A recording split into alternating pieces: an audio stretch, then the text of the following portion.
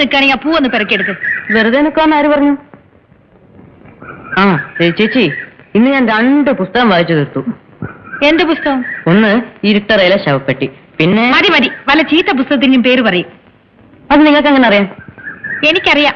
ഈയിടെ കമ്പനിയും സെറ്റ് പിടുത്തമൊക്കെ കുറച്ച് കൂടുന്നുണ്ട്. ഞാനത് പറഞ്ഞില്ലെന്നേ ഉള്ളൂ.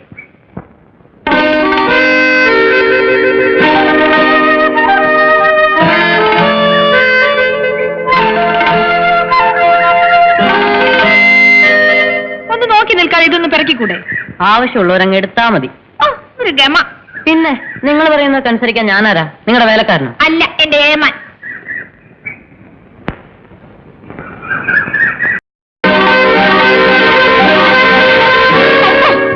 എന്താ പപ്പി കാണിച്ചത്? എന്ത് കാണിച്ചു? എന്ത് കാണിച്ചെന്നോ? കുറെ കൂടുന്നുണ്ട് വെള്ളത്തില്. ആര് പറഞ്ഞോ നീ കുരുത്തക്കേടൊക്കെ? ആരും പറഞ്ഞൊന്നുമല്ല. പിന്നെ പിന്നെ പിന്നെ എനിക്ക് തന്നെ തോന്നിയതാ. തന്നെ അങ്ങ് തോന്നുന്നു അല്ലേ? ഞാനൊന്ന് ചോദിക്കട്ടെ നിന്റെ കൊച്ചമ്മയോട്. കൊച്ചു പിള്ളേർ ഇപ്പോഴേ അങ്ങനെ അങ്ങ് ചീത്തയാകരുതല്ലോ.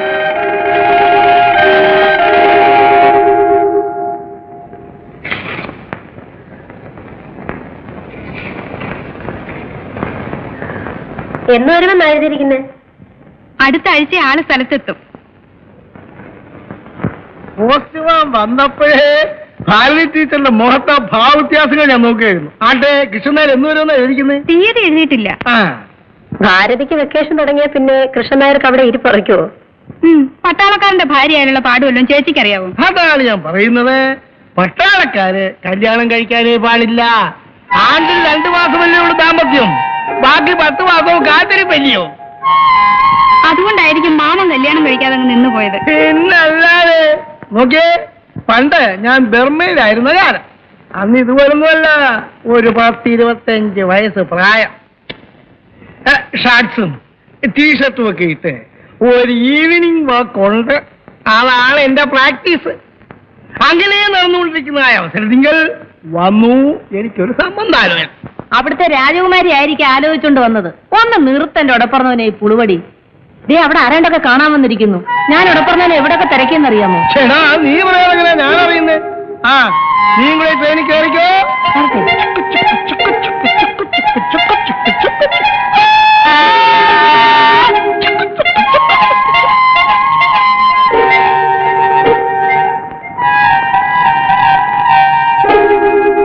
ഇത്തവണത്തേക്ക് മാപ്പ്.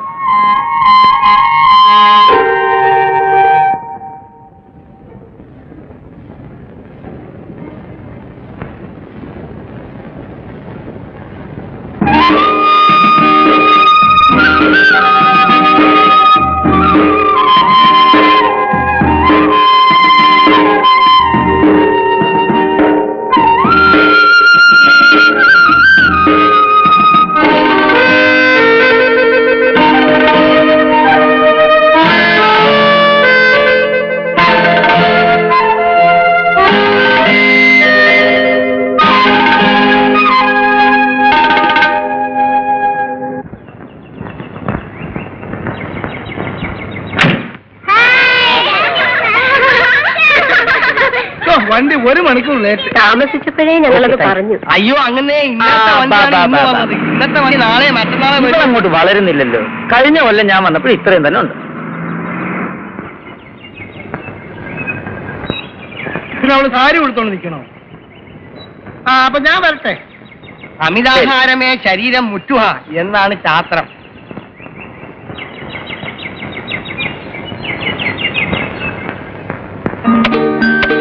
അമ്മയെടുത്ത് തരാം കേട്ടോ.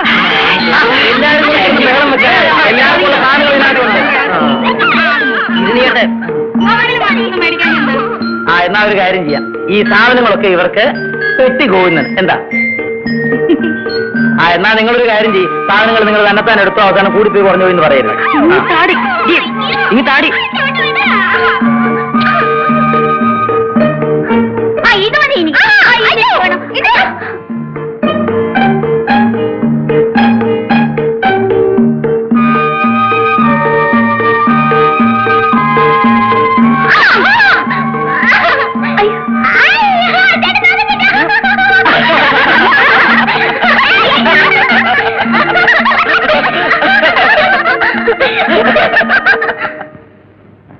ഒന്നിങ്ങോട്ട് വാ എന്റെ അമ്പാനെ.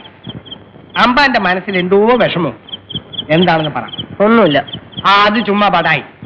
എന്താണെന്ന് പറ. ഉണ്ട്. നീ ഒന്നും മിണ്ടാരി കൊച്ചുമണി. എന്നാ ഞാൻ പറയട്ടെ. എന്ത്? അമ്പാന്റെ മനസ്സിൽ എന്താണ് വിഷമമെന്ന് ഞാൻ പറയാം. പറയാം. പിന്നെ കാര്യം സത്യമാണെങ്കിൽ സത്യമാണെന്ന് പറയാം. പറയാം. ഒരു പെണ്ണിന്റെ കാര്യം കൊണ്ടല്ലേ അമ്പാൻ കിടന്ന് കുഴഞ്ഞു കിടക്കുന്നത്. ആ പെണ്ണിന്റെ കാര്യം പറഞ്ഞപ്പോ തല കുനിച്ചാൽ എന്ത് ചെയ്യും? കാര്യം എന്താണെന്ന് തുറന്ന് പറഞ്ഞാലല്ലേ അതിന് നിവൃത്തി ഉണ്ടാക്കാൻ പറ്റൂ. ആട്ടെ, പെണ്ണേതാണ്? ഒരു പെണ്ണ്. പേര് പറ. പേരെന്തിനാ? ഒരു പെണ്ണ്. എന്നാലും പറ. ശരി, പേര് പറയണ്ട. എവിടെ ഉള്ളതാണെന്ന് പറ. ഇവിടെ അടുത്ത് തന്നെ. ആ കളി കളഞ്ഞ് കാര്യം പറഞ്ഞാലല്ലേ സംഗതി നടക്കൂ. അതിന് നിവൃത്തി മാർഗം ഉണ്ടാക്കാമെന്ന്. എങ്ങനെ? അതിന് വഴിയുണ്ട്. എന്ത് വഴി? നേർവഴിയല്ല, ഇടവഴി. എങ്ങനെ? അമ്പാൻ നടന്നതെല്ലാം എന്നോട് പറ. കൊച്ചമ്മണിയോട് പറയുന്ന ഒരു രഹസ്യവും പുറത്തു പോവില്ല. ഓഹോ എന്ന് വിളിക്കുന്നിടത്ത് വരും. പറയുന്നത് പോലെ ചെയ്യും. ആരും മഹാറാണിമാരെ പോലും പഴയ മഹാന്മാര് ഈ വിദ്യ പ്രയോഗിച്ചാണ് കയ്യിലെടുത്തിട്ടുള്ളത്. എന്ത് വിദ്യ? വശ്യം. വശ്യം? ഭസ്മം. ഭസ്മോ? എന്ത് ഭസ്മം? അഗ്നി മന്ത്രഭസ്മം. എന്റെ കൊച്ചുമണി തമ്പ്രാനെ, എന്താണ് എന്റെ അമ്മ? പിന്നെ ഒരു കാര്യം, വശീകരിക്കാനുള്ള പെണ്ണിനെ ആ കുറി തൊട്ട് ഒന്ന് നോക്കണം. അവൾ ഇങ്ങോട്ട് വന്ന് നോക്കണം കേട്ടോ. ആ സംഗതി റെഡി. പകിട 12. പിന്നെ ഒരു കണ്ടീഷൻ, കുളിച്ച് ശുദ്ധമായേ ഭസ്മം തൊടാവൂ. അത് തൊട്ടാ പിന്നെ അവളത് കാണുന്നത് വരെ കമാന്നൊരു അക്ഷരം മിണ്ടിപ്പോകരുത്. രാത്രി പോയി വിളിച്ചു പട്ടിയെ പോലെ ഉറക്കപ്പായെന്ന് വന്നു നിന്ന് വാലാട്ടും. എവിടെ കിട്ടും കൊച്ചുമണി ഇത്? ഏത് ഇത്ര ഭസ്മം? ഒത്തിരി പണിയുണ്ട്. ഇണചേർന്നിരിക്കുന്ന ഓന്തില്ലേ, ഓന്ത്, അതിനെ ചാണകം എറിഞ്ഞ് പിടിക്കണം. അതും ഇളകി നിൽക്കുന്ന പശുവിന്റെ ചാണകം. ആ ചാണകത്തിലിരുന്ന് ആ ഓന്ത് ചാവും. അതിനെ എടുത്ത് മച്ചിത്തെങ്ങിന്റെ ഉച്ചിയിൽ വെച്ച് ഉണക്കി പൊടിക്കണം. അതിൽ ഒരു മന്ത്രമുണ്ട്. മച്ചിത്തെങ്ങിന്റെ ഉച്ചി വെച്ച് ഉണക്കുന്നു. നടപ്പുള്ള കാര്യം വല്ലതുണ്ടെങ്കിൽ അത് പറ കൊച്ചുമണി. എന്റെ അമ്പാൻ അതിന് സംശയം ഉണ്ടെങ്കിൽ ഞാൻ ആദ്യം പറഞ്ഞില്ലേ, ഒരു പെണ്ണോന്തിനെ കണ്ടുപിടിക്ക്. അമ്പാന് വേണ്ടിയിട്ട് ഞാൻ ആണോണ്ടാകാം. ആണോണ്ട് അമ്പാൻ മനസ്സ് വിടണ്ട. നമ്മുടെ പണിക്കിന് മന്ത്രവാദ കയ്യിൽ നിന്ന് നമുക്കത് വാങ്ങിക്കാം. കുറച്ച് കാശ് എന്തെങ്കിലും കൊടുക്കേണ്ടി വരും. തൽക്കാലം ഒരു 5 രൂപയുടെ സാധനങ്ങൾ വാങ്ങിച്ചിട്ടേ ഒരു പൂശ അങ്ങോട്ട് പൂശാം.